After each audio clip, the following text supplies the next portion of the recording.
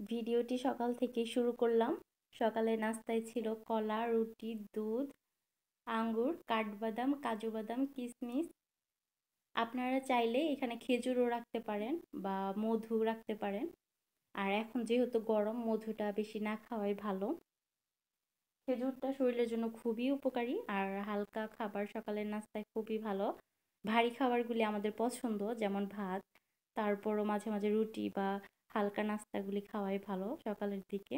হয়তো স্বাস্থ্য বেড়ে যায় বা অনেক ধরনের রোগ হয়, এই কারণে স্বাস্থ্য সচেতনের জন্য মাঝে মাঝেই হালকা খাবার খাওয়া হয়, তবে ভারী খাবারগুলি একটু বেশি পছন্দ।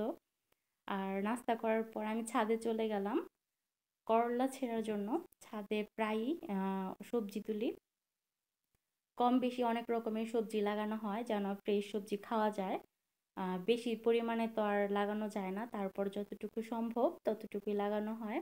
আর এই করলাগুলি মাশাল্লাহ সাইজে খুবই বড়, আর খেতেও অনেক মজা। এই করলা ভাজি অনেকে তিতার জন্য পছন্দ করে না, তবে আমার কাছে খুবই ভালো লাগে চিংড়ি মাছ দিয়ে ভাজি করলে বা একটা দুইটা আলু দিয়ে ভাজি করলেও খুবই মজা হয়। করলা ছেঁড়ার পর আমি রুমে এসে আইসক্রিম খেলাম, কারণ ছাদে খুবই গরম ছিল আর গরম থেকে আসার পর ঠান্ডা জাতীয় খাবার, আইসক্রিম বা জুস, ডেজার্ট এগুলো খেতে ভালোই লাগে। খাওয়ার পর দেখলাম বাজার থেকে মাছ নিয়ে আসছিল, আর এই মাছগুলি আম্মু কেটে নিল, কেটে রান্না করেছিল।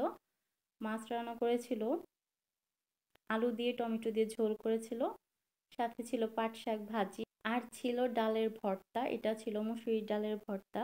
মুসুরির ডালটা রান্না করে একদম শুকিয়ে এই ভর্তাটা বানানো হয়। আর পাট শাকটা আমার খুবই পছন্দ।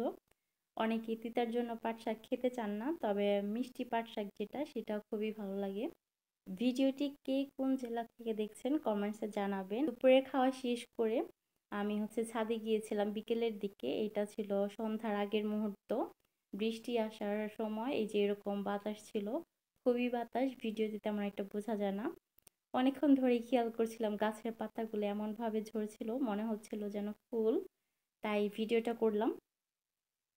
ভিডিওটা খেয়াল করলে দেখতে পারবেন খুবই বাতাস ছিল এবং গাছের পাতা সবই ঝরে গেল এত বাতাসে। বৃষ্টি আসার আগ মুহূর্তে আকাশটা একটু বেশি সুন্দর থাকে এবং ঠান্ডা শীতল যে বাতাস, সেই বাতাসটা খুবই ভালো লাগে।